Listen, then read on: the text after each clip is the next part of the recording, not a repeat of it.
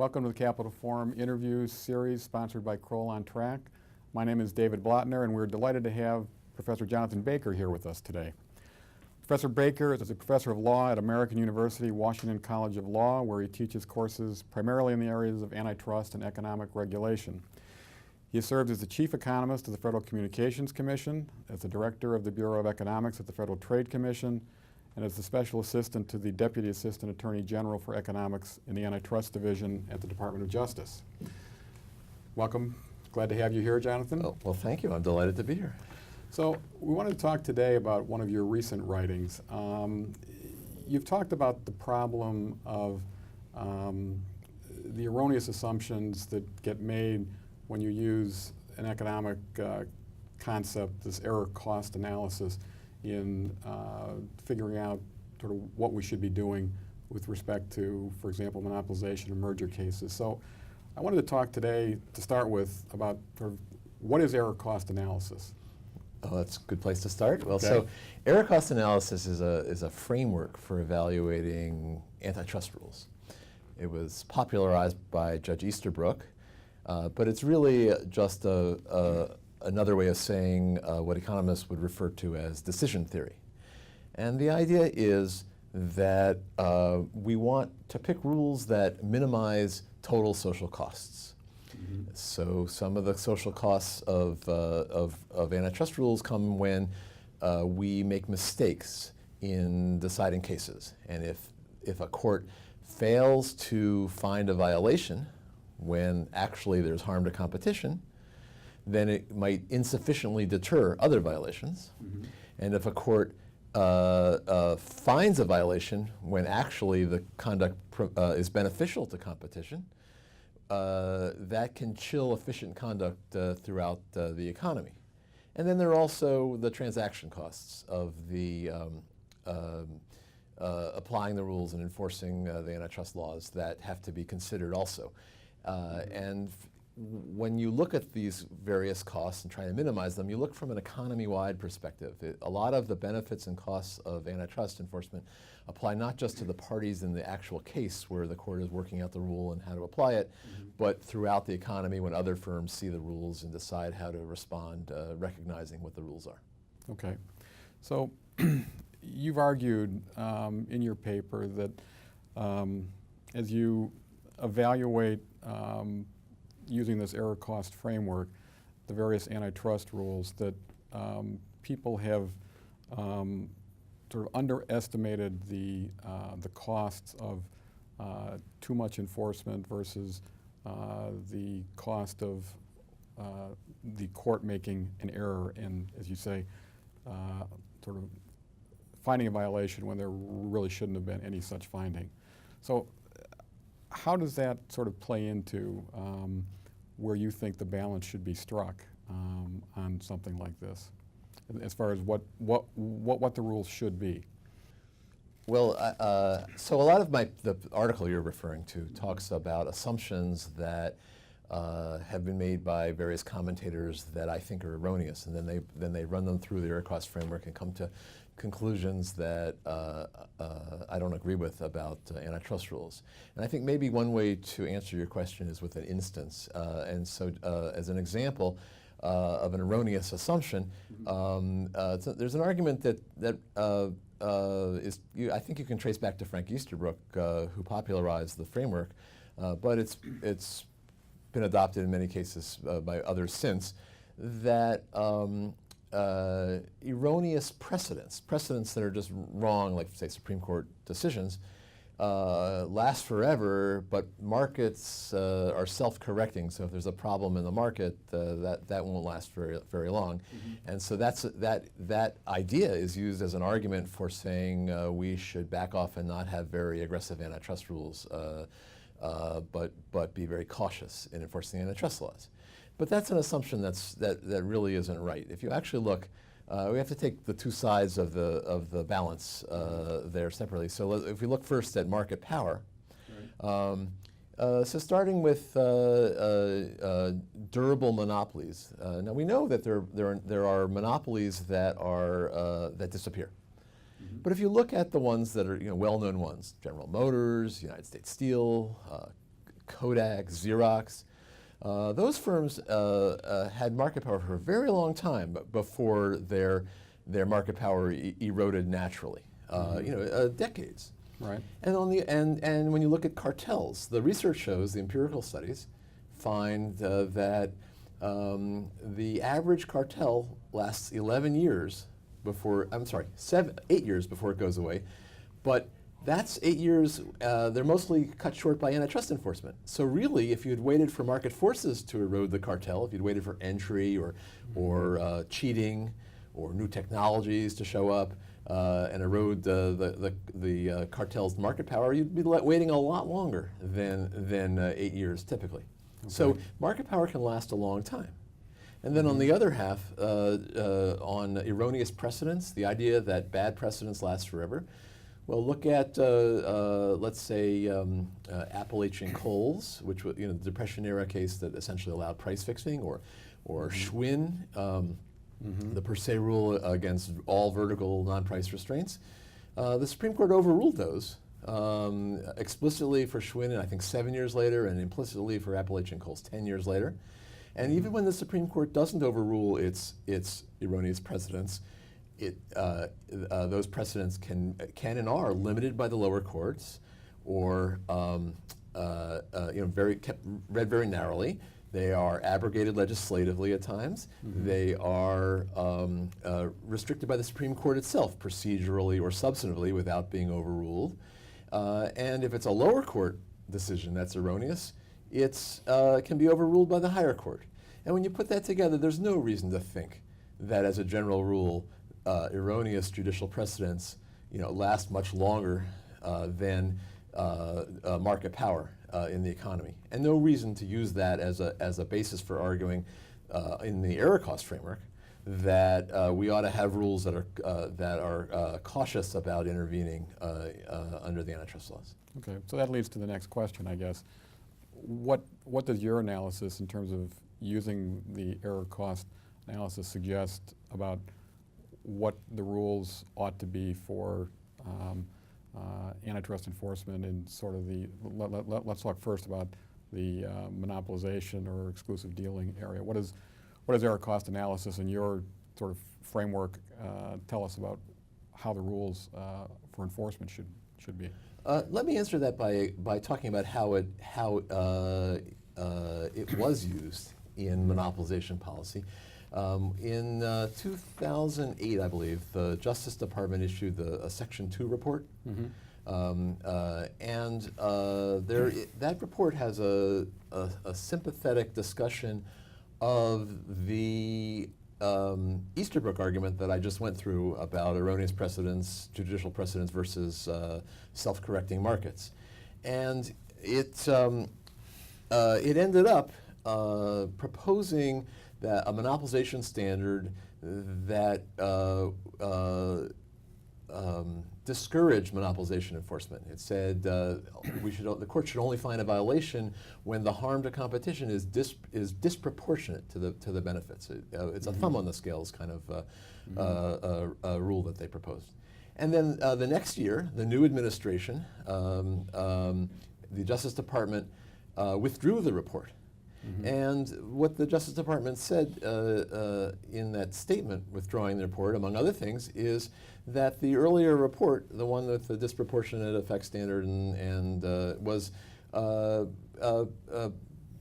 based importantly on the wrong idea that essentially markets self-correct quickly. So they were correcting the proposed standard based on an improved error cost framework thinking. Okay. On the other hand, I mean, I think it's fair to say that the courts haven't been, very sympathetic to monopolization cases recently, and the Department of Justice report certainly reflected that the courts have not been very sympathetic lately to monopolization cases. So in that sense, the report sort of reflected what the courts had already sort of been talking about. But that's a different question than what the Department of Justice should do as enforcement agency. Well, yes, but the way of thinking applies just as well to the courts as to the agency. And it's actually hard to say what the courts are doing because there are very few monopolization cases when you look, certainly at the agencies. The long-term average going back for 50, 60 years is probably one case per year per agency. So it's a very, and a lot of those don't end up in Supreme Court opinions. So it's very hard to talk about trends the way you're describing. And I think it's probably fair to say that I don't think that this administration has, as you say, brought more than an average administration of monopolization cases. I mean, there's been just a handful, I think, in the last. There are a handful all the time. There are a handful all the time. But there are, I want to push back on your idea that the courts are uniformly or largely skeptical about monopolization. I mean, I can think of Microsoft, the highest profile monopolization case in modern times was a pro-enforcement en banc, unanimous en banc decision of the D.C. Circuit. Right. The dense supply decision was also a Section 2 case. So there are well-known appellate decisions that are pro-enforcement on the monopolization side, just as there are ones, as you say, that go the other way. Right. But it is, I mean, as you say, they're rare in the sense that they don't certainly crop up as frequently as merger enforcement cases because you have to look for them a little harder and you have to investigate them a little longer and they're a little harder to prove, regardless of which administration you're talking about. So I think all that makes it harder for those monopolization cases to just get brought at all. I agree with that. Let's shift a little bit to the merger side. So if you think about the error cost analysis in the context of merger rules, we have the horizontal merger guidelines. How would you say error cost analysis fits in terms of thinking about merger enforcement policy? So the issue is in merger enforcement is what kind of presumptions to invoke at the courts, and whether to have presumptions. Right. Because historically we've had a structural presumption based on high and increasing concentration, but the extent to which it's really determined the outcome has varied over time. And in order to really answer your question, I've got to back up just a bit in the story and explain what the advantages and disadvantages are of presumptions or bright line rules, which are stronger versions of presumptions, from an error cost perspective. Okay. And so on the one hand, what these rules do is they lead to error, because what a bright line rule or a strong presumption does is it is in effect saying that the court is not going to listen to certain evidence that some people would say is relevant. Right. And that means, and if it's relevant, and you're not listening to it, you could make more mistakes that could go in either direction. Right. It could be overly aggressive or insufficiently aggressive enforcement. So that's a minus from an error cost point of view of having presumptions. On the other hand, presumptions give a great deal of guidance to firms that want to comply with the antitrust laws. And that reduces transaction costs, and that's a huge plus. And they give guidance to judges on how to, judges are generalists. They know about how to try drug cases, and they don't generally know antitrust. If the judges have presumptions or rules to fall back on to structure how they frame the case, that helps them apply the laws in ways that reduce errors too. So there's no clear answer as to whether to have presumptions or not. But in the merger area, we have historically had a presumption based on high and increasing market concentration, and that's an appropriate basis for presuming harm to competition, because it's related to whether mergers are going to harm competition and be bad, be anti-competitive. We apply it these days. We allow rebuttal. That was not necessarily so in the 1960s, but now we say merging firms can rebut with with looking at entry or efficiencies or other things. But it's not. But it's not a perfect presumption. Because concentration levels, the economics research does not say there's some critical concentration level below which there's not a problem, above which there's a serious problem. Right. So it's hard to point to what's the right level based on the economics research of where concern ought to kick in. And the presumption itself is not closely tied to the competitive effects theory. So we can often do better, I think, if we, in merger policy, if we bring in other bases for presumptions tied more closely to competitive effects theories. So give me an example. I mean, how would we sort of use that sort of presumption model and competitive effects to get to a better decision being made as far as enforcement? So let's talk about two examples. Okay. Unilateral competitive effects with differentiated products. Well, I guess we're talking about horizontal mergers here. Horizontal mergers.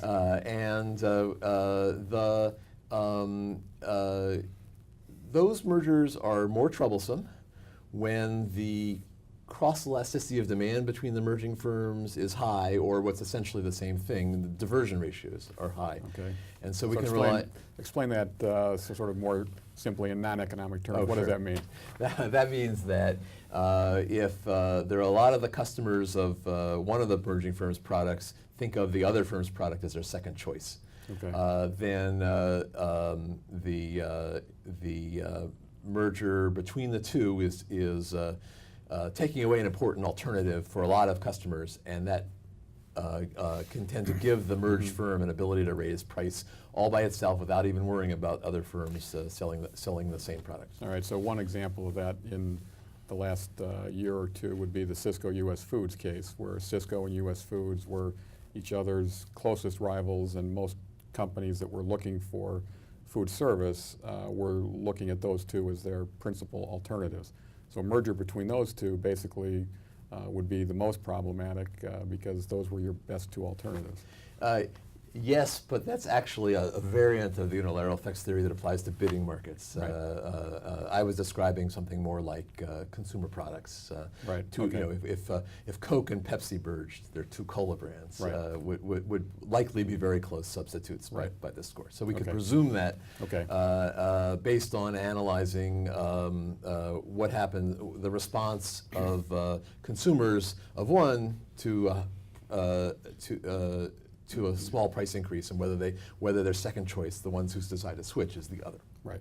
And the other example is with coordinated effects of mergers, and there, the idea would be that if one of the merging firms is a maverick, which is a firm that essentially constrains coordination, particularly in the market, the merger will likely change its incentives, so it won't be as likely to coordinate after the merger. The merged firm won't be as likely to stand in the way of industry coordination after the merger as this firm did before.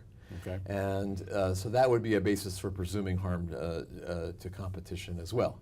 Now, it's not always going to be possible to work out either of these things. Where the customers would likely go in the event of a price rise, or what firm is the maverick.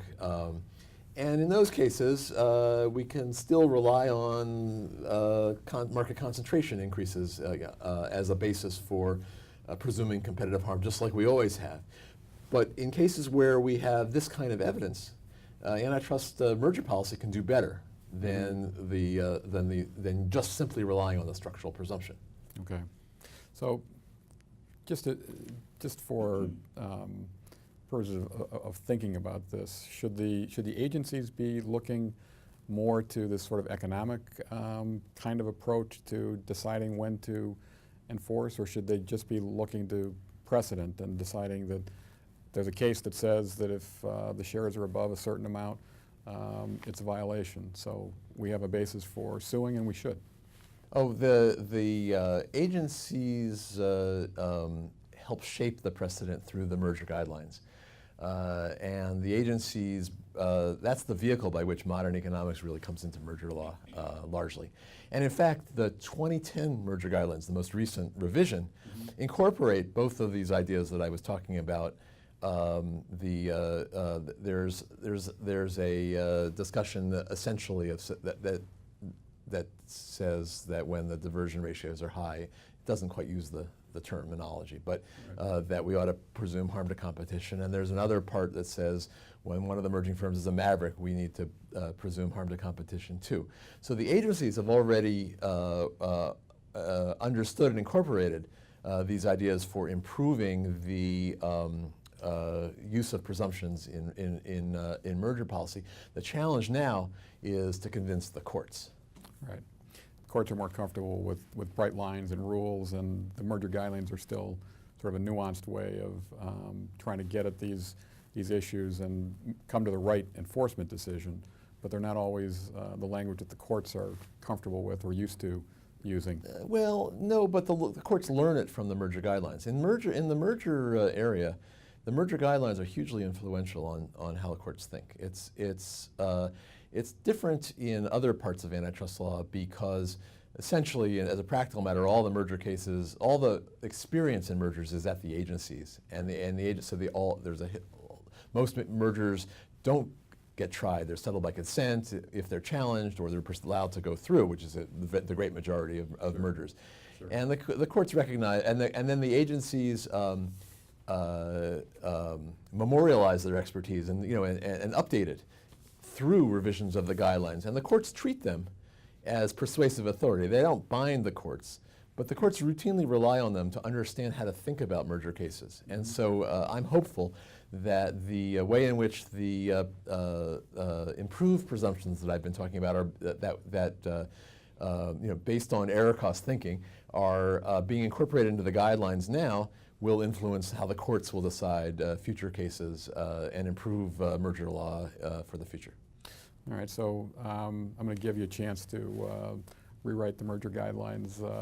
If there's one thing that you could change in the merger guidelines at this point, is there anything you'd like to see them do that's not in there now? I'd have to go think about that one because I don't know if you know, I worked on the 1992 merger guidelines. And then I had opportunities to talk with the people who were revising in 2010, and so I've actually had a fair amount of say along the way. So I'd have to think about what I want to change because I know that I've not been sitting out there carping about them. I've been encouraging the evolution in directions I think are promising. Okay, Jonathan, it's been a pleasure talking to you today, and we appreciate you taking the time. Thank you for having me.